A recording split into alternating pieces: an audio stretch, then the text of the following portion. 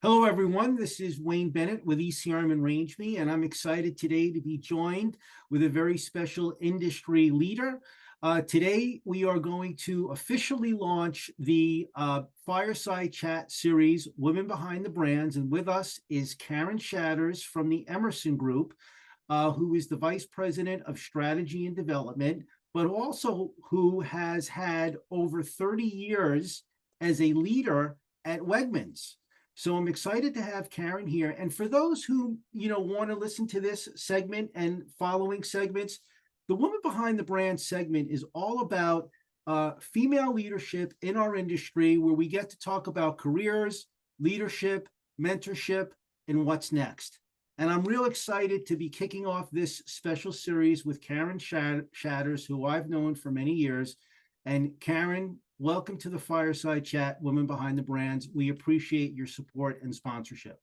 Wayne, thank you so much for having me and really for sponsoring these series, because I think this is going to be important information and work for a lot of women out there to be able to continue to lead and grow wherever they are in their career. Yeah, Karen, and I know that's so important to you and the things you've done currently and the things you've done in the past at Wegmans.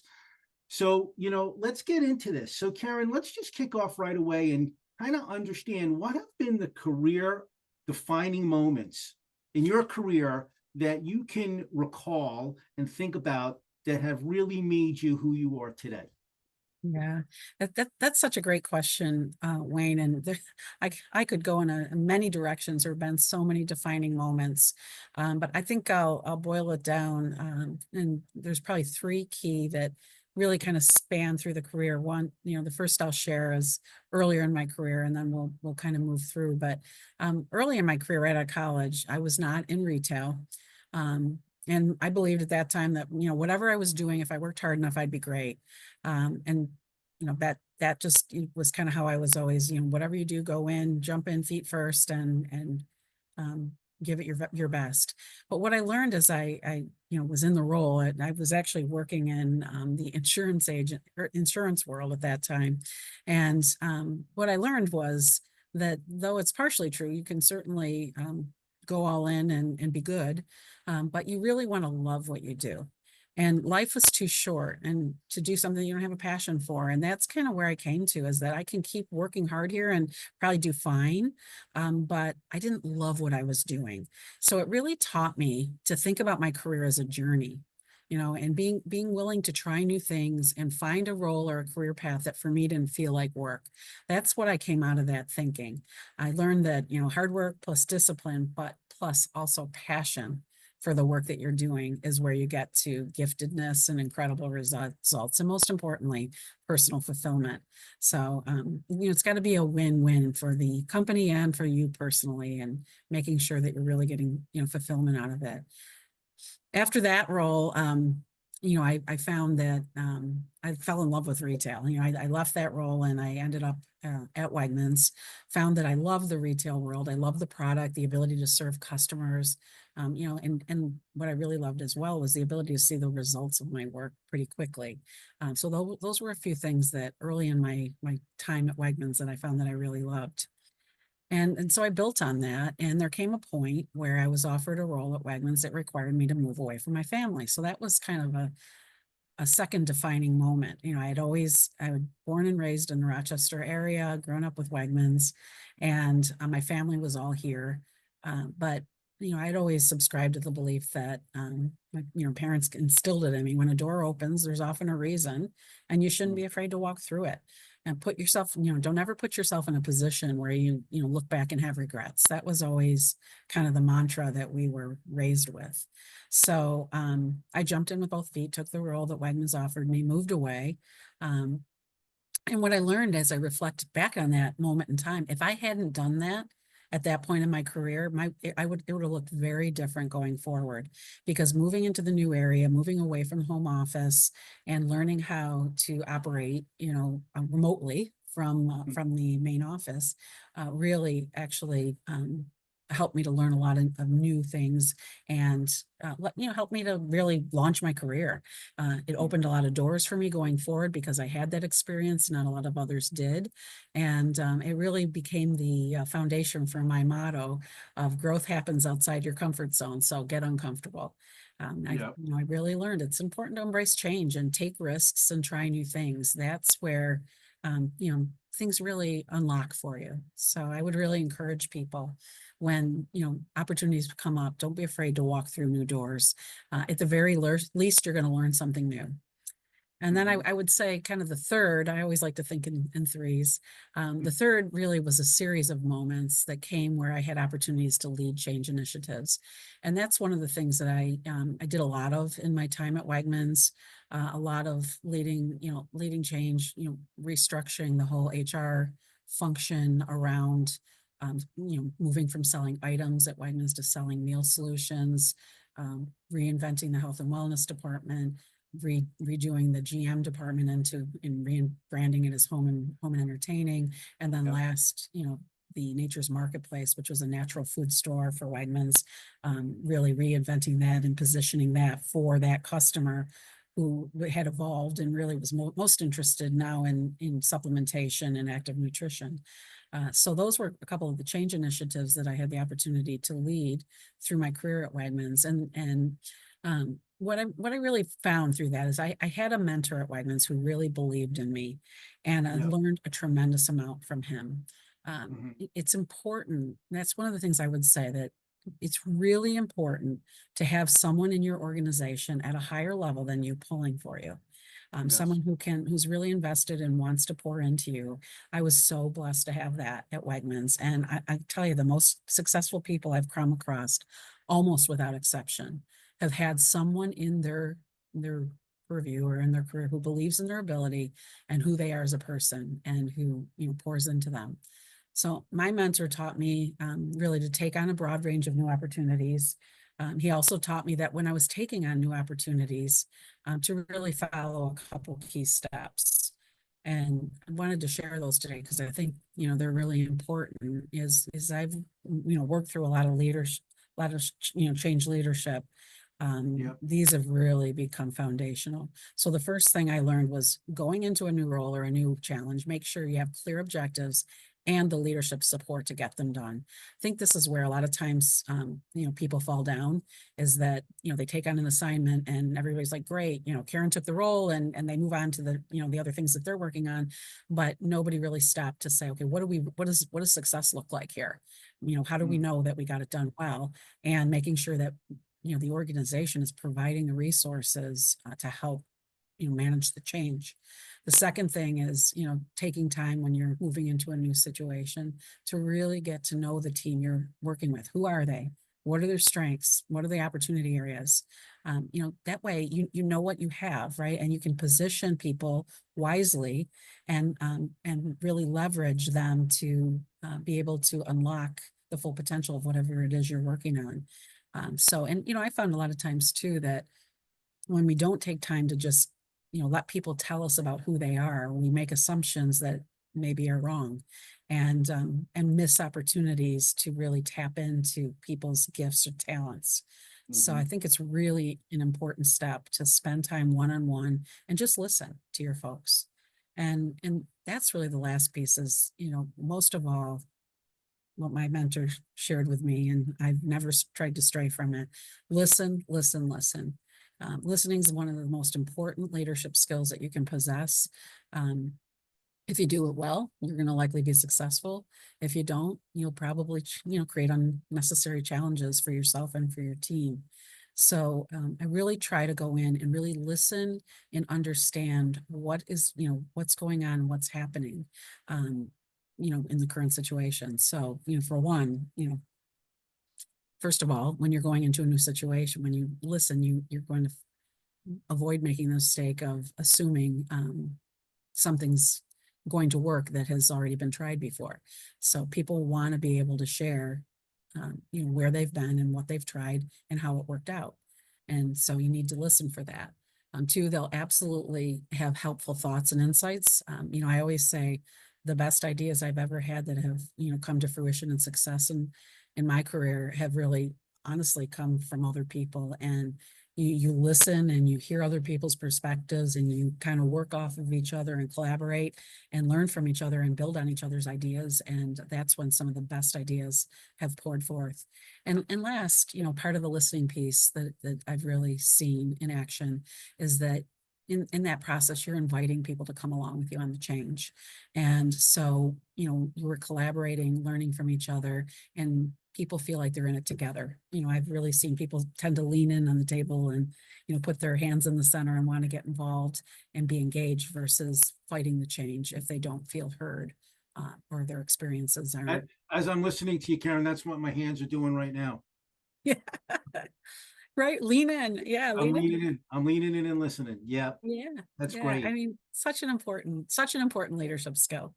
So those were probably three that stood out to me. There were a lot, and I think what I always encourage people to is to take time to really reflect as you go through your career and think about, what happened, why did it happen, what can I learn, and how can I apply that learning as I go forward in future situations. And that way, you're always all the experiences you have, you're building and learning and growing constantly in your career.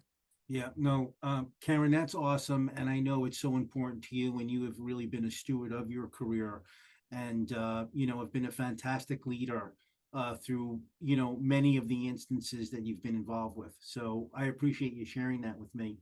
Um, so, I know that mentorship is important to you.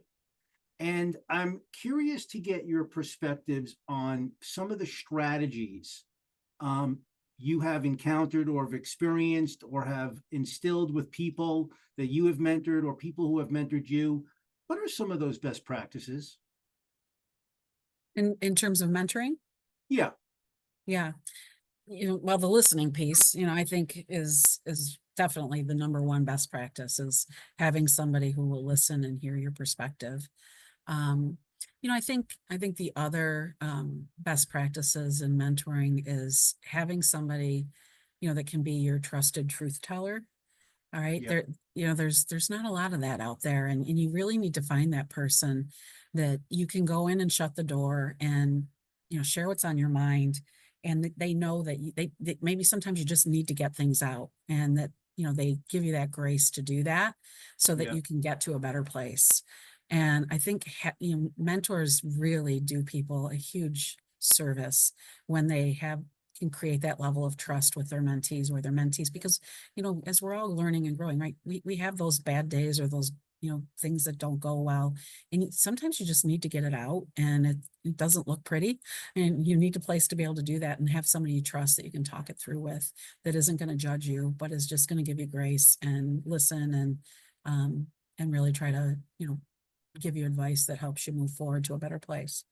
yeah. Our mutual friend Dan Mack calls that your no BS buddy. Yeah.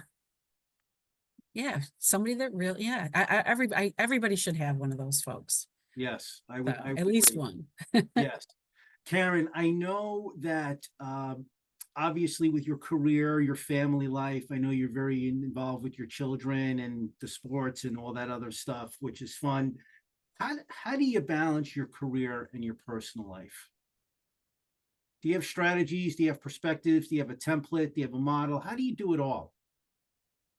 Yeah. I'll tell you, it's not always easy. But I have four boys, and so, and Yes. there's a wide range. So it's been a long time that I've been balancing that. My youngest is just turned 17, my oldest is 30. So it was a lot of years of balancing. I just had to be really clear with myself about my boundaries. And I made a commitment to myself when my kids were young that I wasn't going to miss important moments in their lives. And that was a red line for me. And I really truthfully only had one moment where it really was a question. And I was, really clear with my boss that, it is a red line for me. And, those are regrets, times you can't get back. Right. But, so I was lucky in that aspect that it, wasn't something I had to, you know, cross over the red line or come up to the red line very often. But it did mean that I had to define, what were important moments, right? So I wasn't going to miss important moments. So what did that really mean? I had to define that for me versus what, being able to be there for everything, which wasn't going to be possible. So what did important moments mean to me? And then making sure that I made plans to be able to be there. And that sometimes that meant staying up all night working on things. Sometimes that meant, a lot of times working through the weekends, but whatever that balance, making sure that I was there for those important moments. Yeah. And and I'll be honest, and I do think that my commitment to my family probably impacted my career to some degree. I mean, nobody ever said that, but I watched a lot of my male counterparts who didn't necessarily have all of the um, pulls on their time as I Mhm. did. So, I know I missed at least one advancement opportunity as a result, Mhm. but I can honestly say in retrospect, I wouldn't have done anything different. How Mhm. it all worked out was perfect for me in the end. And I was there for every important moment for my kids, as they were growing. And, um, now with my youngest just, finishing up high school, I am so thankful for the time and memories that I've had with them above everything else. And as I reflect on my career, I ended up in exactly the perfect place for me. Yeah. So, I think those are some of the things I would share about Yeah. balance. There's give and But takes, and just because sometimes you might miss an opportunity doesn't mean that that was necessarily a bad thing. yeah, gotcha. That's great insight, Karen, and I know you've balanced it quite well. If what advice could you give to a young person today, a young female today who may be in college thinking about what's next in their life? Why should they pick a career in retail? Yeah. Retail is super fun. So it's a lot of work, but it is a lot of fun. So I would say, for that reason, that's a reason to consider it. But I think there's so much okay, so if you're young in your career, a reason to pick retail, first of all, is there's so much foundationally you can learn in retail, whether you stay in it or you don't. So when you're in your 20s, I think I always would say to my boys as they were heading into their 20s, and any of my folks that I've mentored over time, think of your 20s as a time to just try things, right? Just do stuff, just get started, take an opportunity, because in your 20s it's just important to learn what you don't like versus what you do like. And so when opportunities come your way, take them, learn from them. But you also in that have to understand that you're going to have to perform, right? And so you can get yourself to the next assignment. But the good experiences and the bad ones will shape your journey. So don't overthink things too early on, just jump in. And retail, you think about just you're learning, if you're on the front lines in a retail operation, which is a great place for young people to start, you can, learn to manage a group of people, manage resources, Yeah. customer service, which is, no matter what you do, being able to, understand customer need and serve it, is critical. And so it's just a wonderful, fun career where you'll work your tail off, but it's rewarding to be out there in the mix with customers, serving customers and bringing them the things that help them live better lives, whether it Yeah. be, whether it's food retail or drug and whatever channel you may be in. It's fun. It's a fun career. Always changing and something always new. Yeah, absolutely. And you're out in the mix. You're not going into an office necessarily, sitting there and not really seeing the outcome of your work. Even if you're in an office job in the retail setting, most retailers I know will want you out in the stores, understanding how your work is coming to life out in the store. So, there's a real nice connection between what you're doing and how it plays out. Yeah. Karen, you have had the opportunity to work for one of the best companies in America, to work for one of the best companies in America, Wegmans. The company you work for right now is not too shabby either. I've been But so lucky. yes, you have been very lucky. And so the question I have for you, is there something in the past in terms of workplace policies that you have really felt have been essential to your career and your success, in terms of workplace policies for women in the Yeah. workplace? In the workplace. Yeah. This will be something that some of the younger folks probably can't even wrap their minds around, but in my career, I think probably one of, there's a number of things I could speak to, but for women, I think one of the most important things that we've done for women as a society, in the last couple decades, like, it's, came forward was the 3-month maternity leave. Because it wasn't always that way, and for me, it was really interesting when I had my first son, who's now 30. I came back to work after 5 weeks and probably wasn't even physically ready to come back to work, but I did.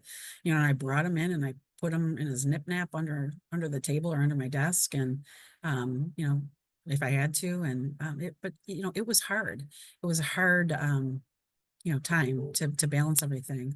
So it's that was really important. We were opening, when I had him, we were opening our first, actually our second and third stores in Pennsylvania at the time, the Scranton store and our Wilkes-Barre store. And I remember one night he was very little, and I put him to bed on Sunday night, and I didn't see him again until Wednesday, honestly, because I was, I needed to be there. Right. So those are, those are some of the things that, in today's workforce, women don't have to worry about that. The 3-month maternity leave is there, and they can go, and, and when they're ready, they come back, they're ready, to make the transition. So I think that's one thing I would say. The other thing I would say, just for women, it's not necessarily a workplace policy, but it's something, it's a good piece of advice that I received from, when I was a young professional. One of Mhm. my very good friends, her mom was a very successful doctor in the Mhm. Rochester area here. She and her husband were both doctors. They had 8 kids.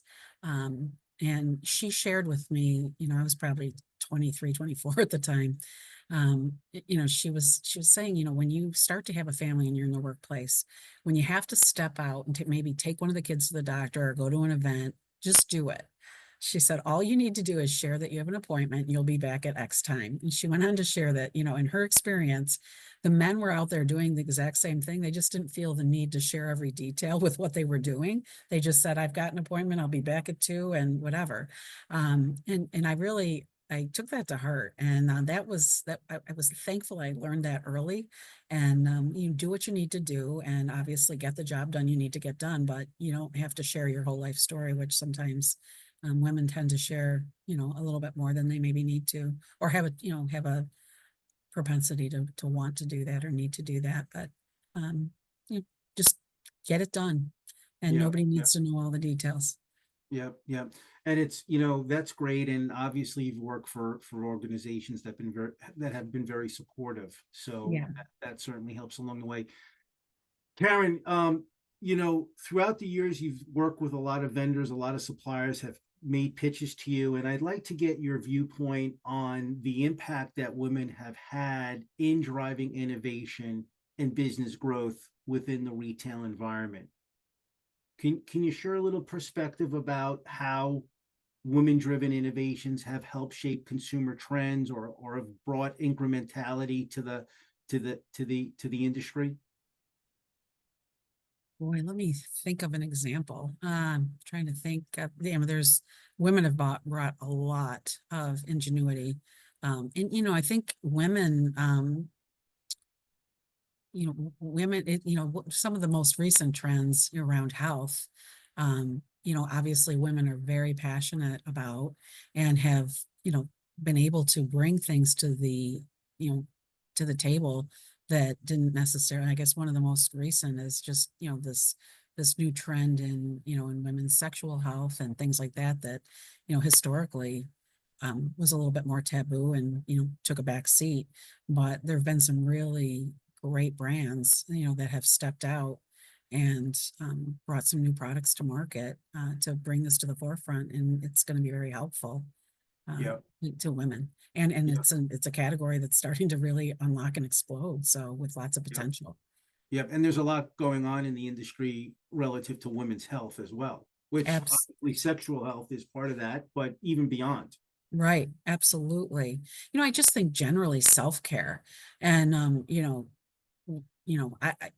that's a area of passion for me, is getting beyond what's the prescription I'm going to take. Obviously there's a very important place for that, and I'm a big believer in that, but I also think you've got to ask further. We always had this saying at Wegmans, around continuous improvement, ask the 5 whys, get to the root cause.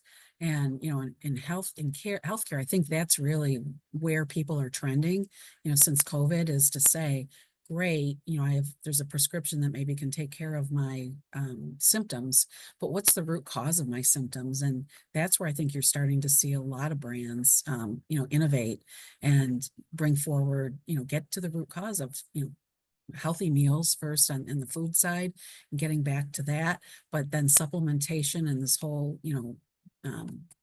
trend around, active nutrition and Yep. really giving people the supplementation that they need to really have a healthy lifestyle.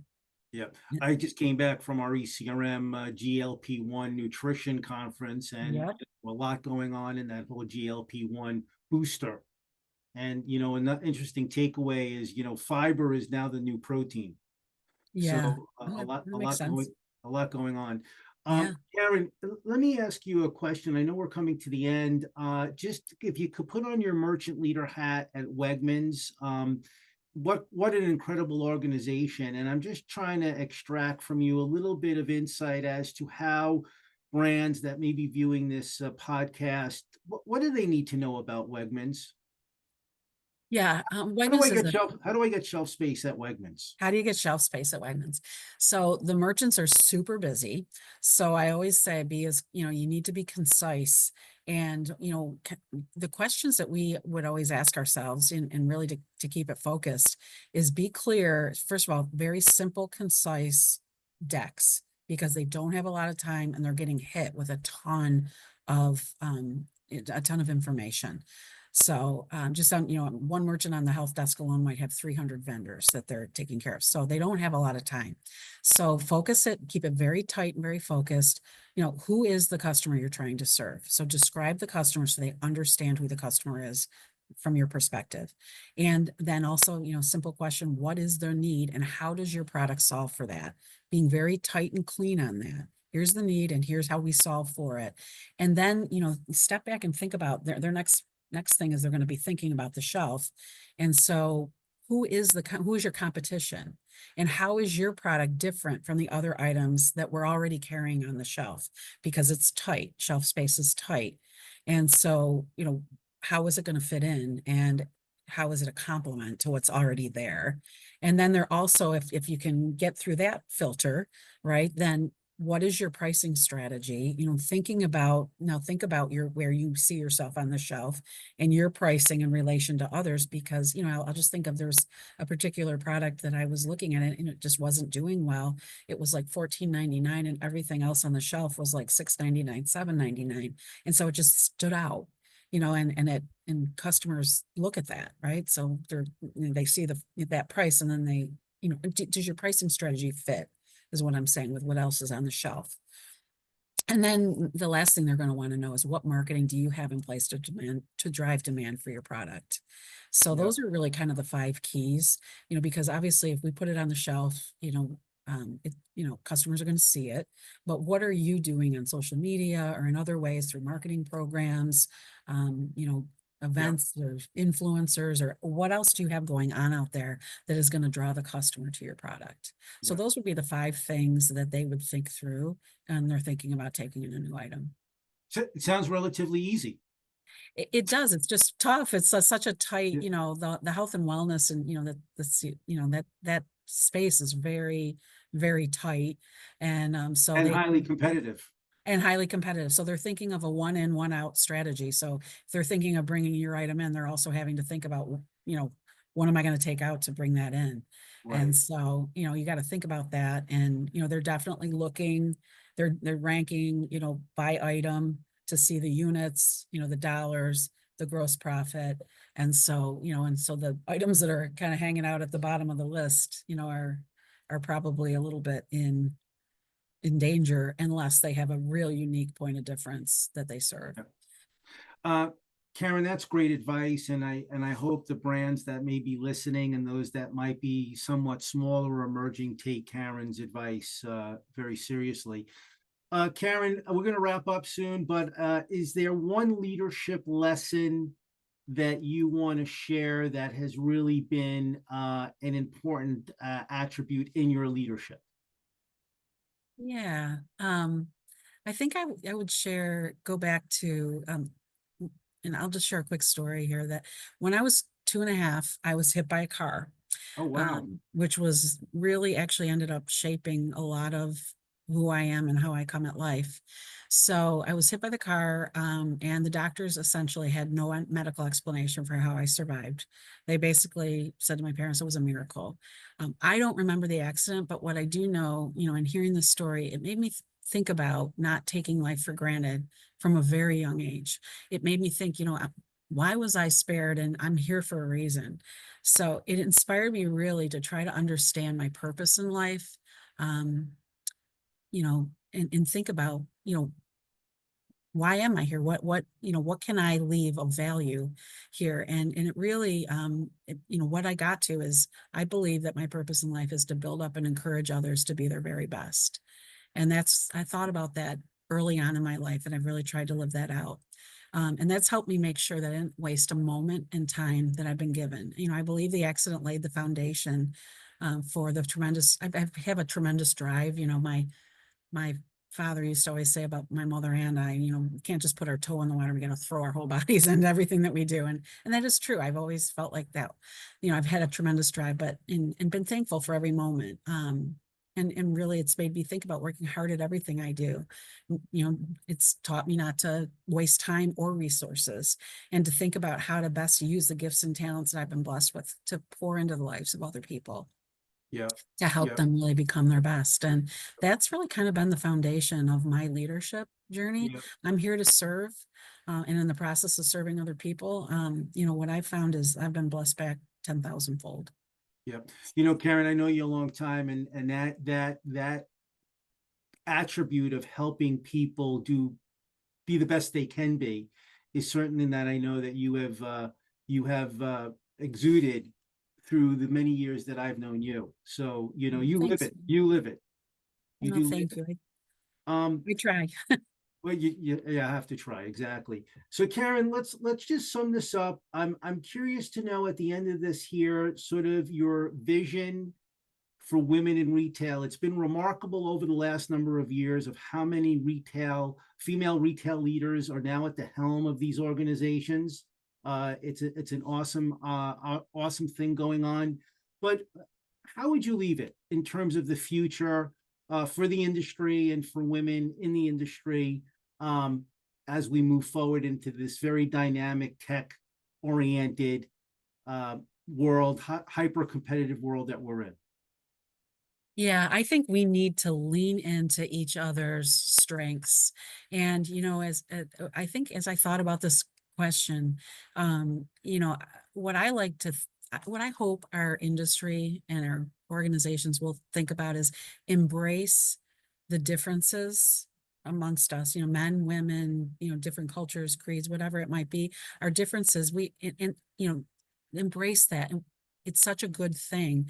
How do we bring that together though and find the commonality? So we have to have common values and beliefs and objectives, and then bringing that diversity of thought. I like to think of it as, I think we're going to need it. Yeah. The only thing that's going to be constant in the future is change.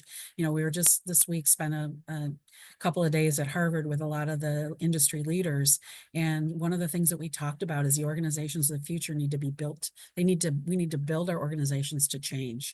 And in order to do that, we have to embrace each other and, you know, create an environment of trust where people can bring who they really are to the table, share their perspectives, and we can, pull on that to come to the best decisions for our organizations.